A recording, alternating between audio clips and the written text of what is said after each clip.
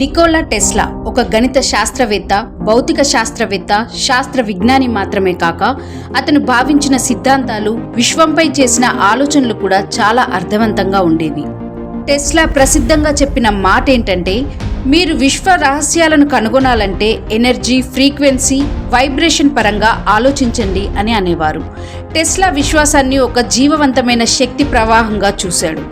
ప్రతి వస్తువులో శక్తి ఉంది. అది మానవుల భావాలు, ప్రకృతి శక్తులు, గాలిలో ప్రవహించే అలలు అన్నింటికీ మాతృక శక్తి.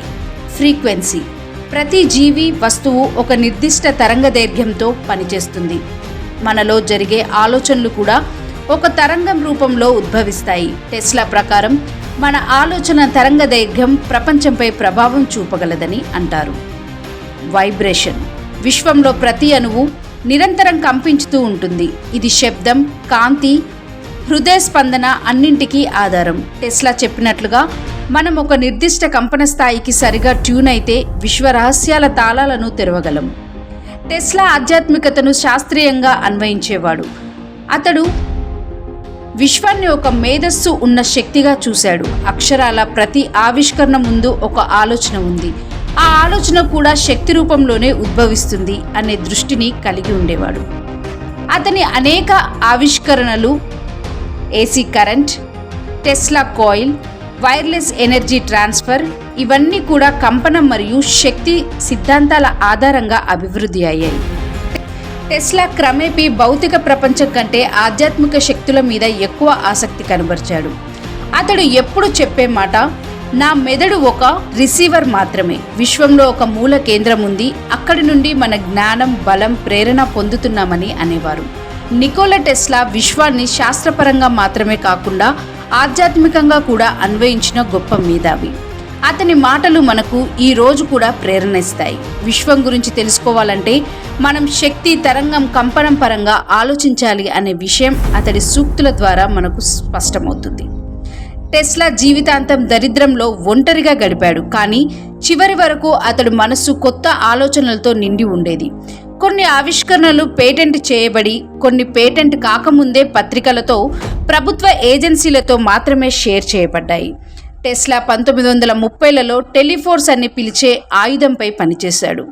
ఇది ఆయన ప్రకారం 200 నుండి 400 మైళ్ళ దూరం వరకు శక్తివంతమైన ధాతా కణాలను ప్రయోగించి సైనిక విమానాలు, సైన్యం ట్యాంకర్లు కూల్చబడుతుంది.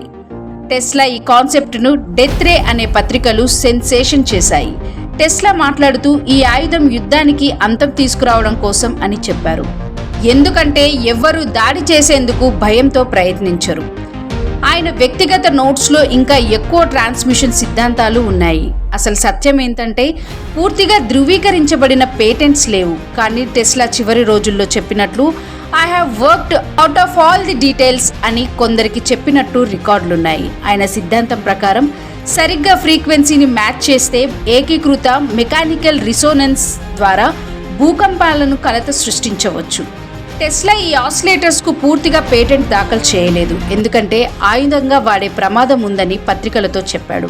టెస్లా 1943లో మరణించినప్పుడు అతని హోటల్ రూమ్ నుండి ట్రంక్ పెట్టే కాగితాలు తీసుకెళ్లింది US office of alien property.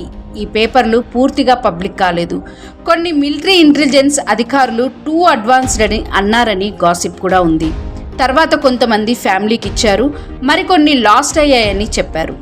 అసలు ఈ పేపర్లలో ఏముంది? Death ray concept drawings, wireless energy plans, alternative propulsion systems, scalar energy ideas ఇవి కాన్స్పిరెన్సీ లార్లో ప్రసిద్ధం.